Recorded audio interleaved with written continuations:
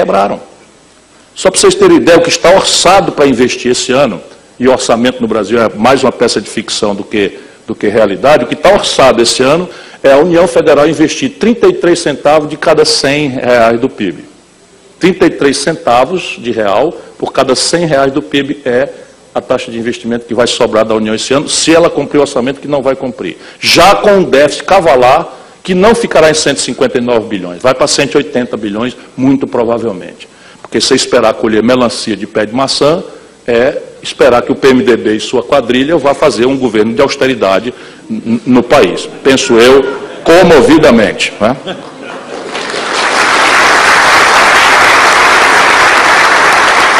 Mas os estados e municípios, São Paulo toca a receita corrente líquida abaixo da despesa corrente líquida. São Paulo. Por que já não apresentou os sintomas disso? Porque por essas estranhezas, né, não quero desrespeitar os ilustres magistrados aqui presentes, mas por essas mirabolâncias do judiciário brasileiro, São Paulo obteve um liminar do Supremo Tribunal Federal, individualmente, um ministro, e passou 8 meses sem pagar dívida. Assim, simples assim. Quer não? 8 meses sem pagar dívida? Só São Paulo teve isso. Mas Rio quebrado, Rio de Janeiro, Minas quebrado, Rio Grande do Sul quebrado e mais 14 estados com receita corrente líquida menor do que a despesa corrente líquida. Resultado, vão sobrar entre todos os estados e municípios R$ 1,22 de investimento para o ano de 2017. Só para vocês terem uma ideia, de 1,50 que vai sobrar, nós vamos servir a dívida 11% do PIB brasileiro. Então tem 1,5% de investimento, 11% para servir a dívida. E, por fim, o Brasil está proibido de crescer porque qualquer crescimento, pífio que seja, exacerba a dependência do capital externo. Agrava o desequilíbrio externo, cujo sintoma é desvalorizar a moeda, gerar uma miragem de inflação, em que nós estamos atirando com taxa de juros para aperfeiçoar a estupidez nacional coletiva. Se este diagnóstico for correto, a terapêutica pula com exuberância. Haveria um padrão, um standard, que explicasse o sucesso, o êxito civilizatório na história da humanidade, na geografia contemporânea do planeta, e, se não houvesse, né, cada um estaria muito solitariamente. E eu, comovidamente, me convenci, ao longo desse esforço acadêmico, de que a premissa do êxito civilizatório é a ocorrência simultânea de 3 elementos. Cada língua, cada cultura, cada institucionalidade é própria, mas o padrão é o seguinte: formação bruta de capital doméstico elevada, ou seja, o que sustenta desenvolvimento é o capital que se faz em casa. Segundo, convergência estratégica entre um governo empoderado, o Estado empoderado, empreendedores convergentes com o consenso ou com a hegemonia desenvolvimentista e um pensamento acadêmico convergente para produzir as respostas técnico-científicas para esse desafio. Essa é a premissa, e nós, ao contrário do mito neoliberal, o nível de formação bruta de capital de um país não é consequência fatalista do acaso.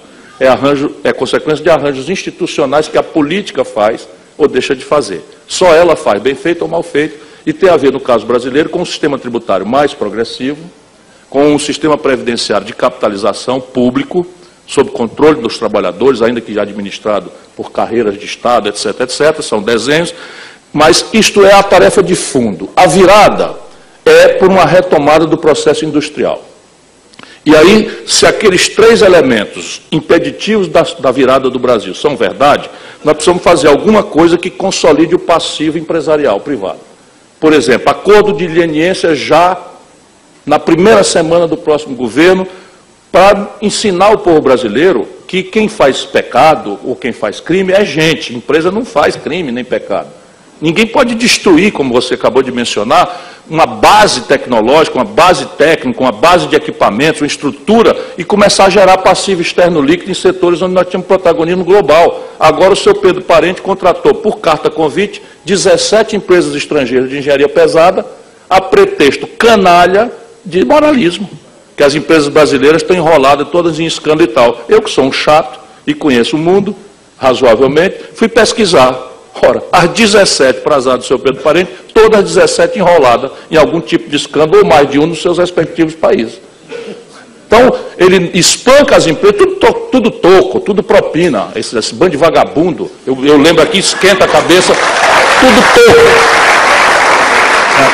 A pretexto moralista, que é o pior tipo de coisa que existe num país. Então, consolidar o passivo das empresas, eu estou propondo a gente tirar 50 bilhões de dólares, se for tanto, não precisa talvez tanto, das reservas cambiais que estão exorbitantemente altas desnecessariamente, há um custo pesado para a sociedade brasileira, não cabe aqui explicar isso agora, mas tirar 50 bilhões de dólares e criar um fundo soberano, ou hospedar no banco do BRICS, que eu estou indo visitar agora, e criar um fundo de crédito contra garantias reais e planos de investimento e retenção e geração de emprego na linha da reindustrialização do país. Então, seria a primeira grande questão, que o trade-off aqui é o seguinte: eu vou trocar dívida interna estrangulada no juro e na exiguidade do prazo por dívida externa com prazos e custos negativos, ou pelo menos mínimos, por conta do momento, da janela de ouro que o Brasil está desprezando, em que a humanidade faz 8 anos que pratica juros negativos e nós aqui com o juro mais exorbitante do planeta,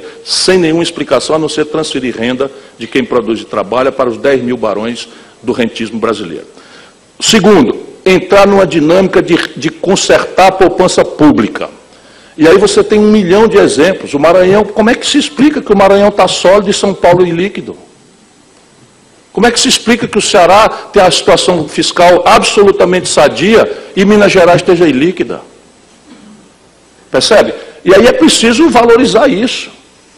E aí uma das questões que tem que ser feita é consolidar o passivo dos estados, mediante uma coisa de equidade. Ou seja, eu não posso beneficiar estados em detrimento daqueles que fizeram o sacrifício, que fizeram o ajuste. Mas para retomar o investimento, eu vou fazer um prêmio aos estados para incrementar a sua taxa de investimento, na proporção do que eu vou consolidar o passivo dos estados, não é? Mediante um conjunto de médio e longo prazo de providências. Mas eu cansei de dizer isso para a presidenta Dilma, porque isso também é essencial para o desenho institucional da relação presidente-Congresso Nacional.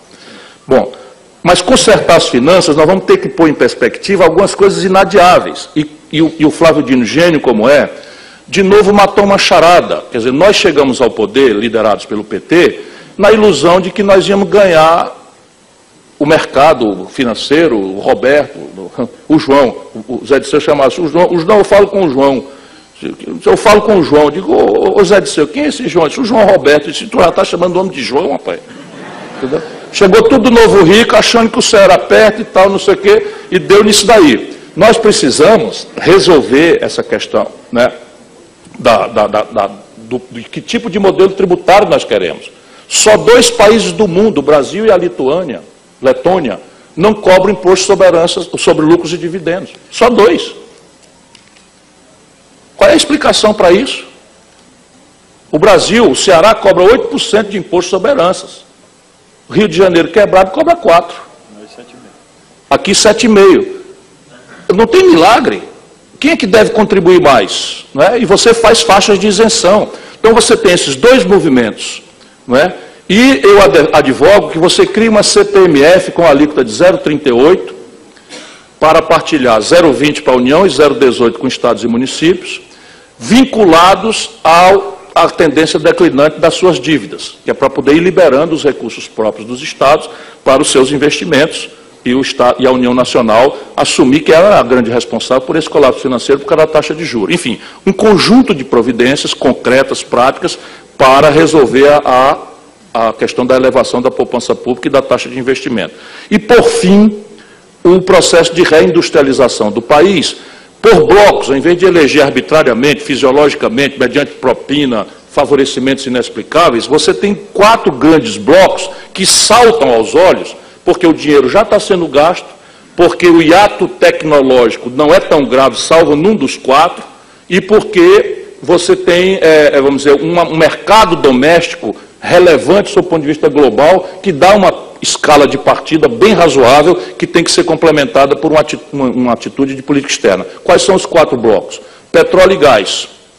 Fica flagrante, bom, o Maranhão sabe bem que esse debate está aqui, mas o Brasil não sabe.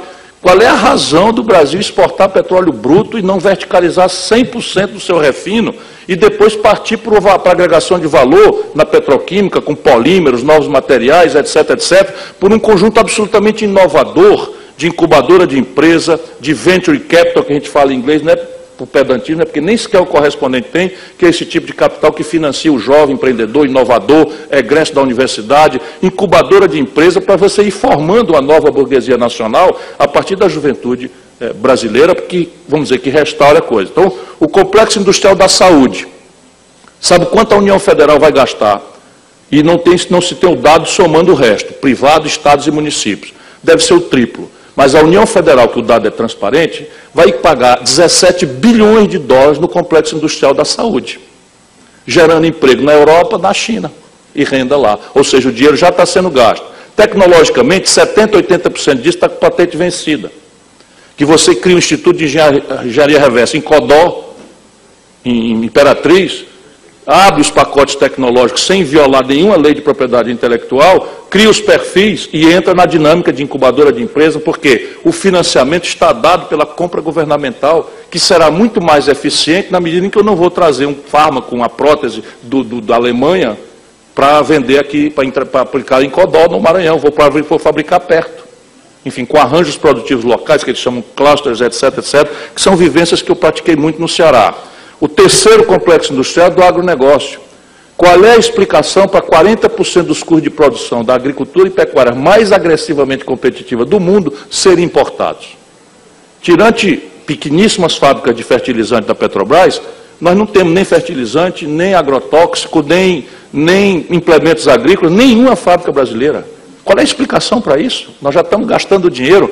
Por que o governo federal não pode, reunindo com os estados, chamar os grandes agricultores do Brasil, e não precisa ser público, estatal não, pode ser privado. Faz um arranjo produtivo, você acumula ali crédito, renúncia fiscal, vantagens locacionais, o BNDES, enfim, eu sei fazer, né? A gente sabe fazer isso. E, por fim, o complexo industrial da defesa. Aqui é mais sensível um pouco, mas também é inadiável, porque se você quer ter um projeto nacional, você tem que ter capacidade dissuasória internacionalmente.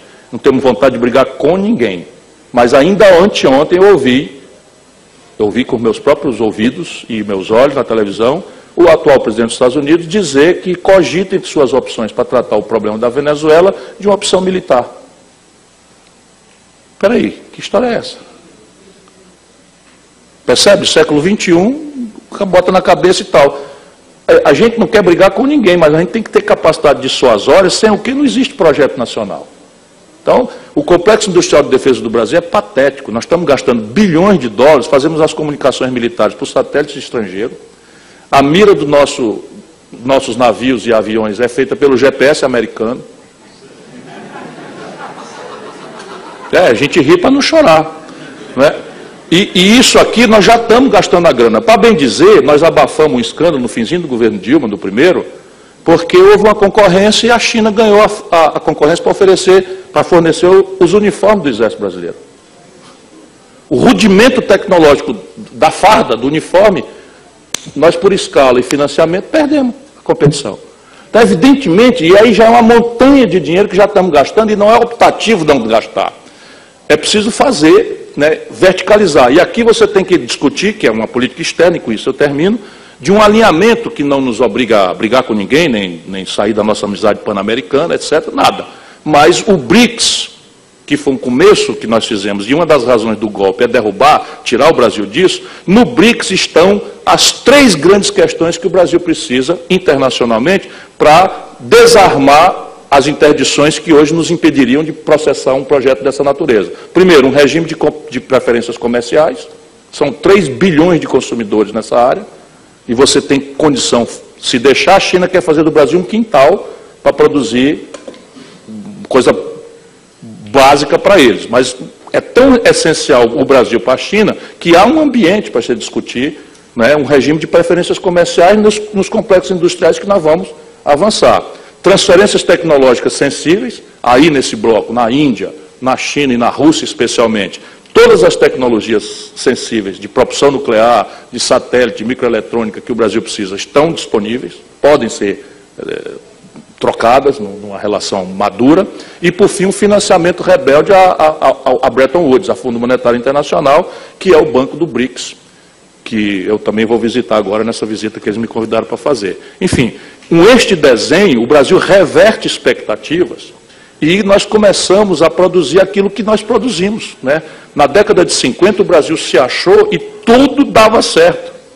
Não foi só o processo extraordinário de industrialização, mas o Brasil, ao se reconhecer capaz de superar essas interdições, gerou a Bossa Nova, foi bicampeão internacional, né, de futebol em 58 e 62, o Brasil gerou o cinema novo, enfim, e tudo está aí. Por que nós agora, com muito mais potencialidade, não seremos capazes de fazer um novo surto de desenvolvimento para o Brasil? Depende da gente, é o que eu penso.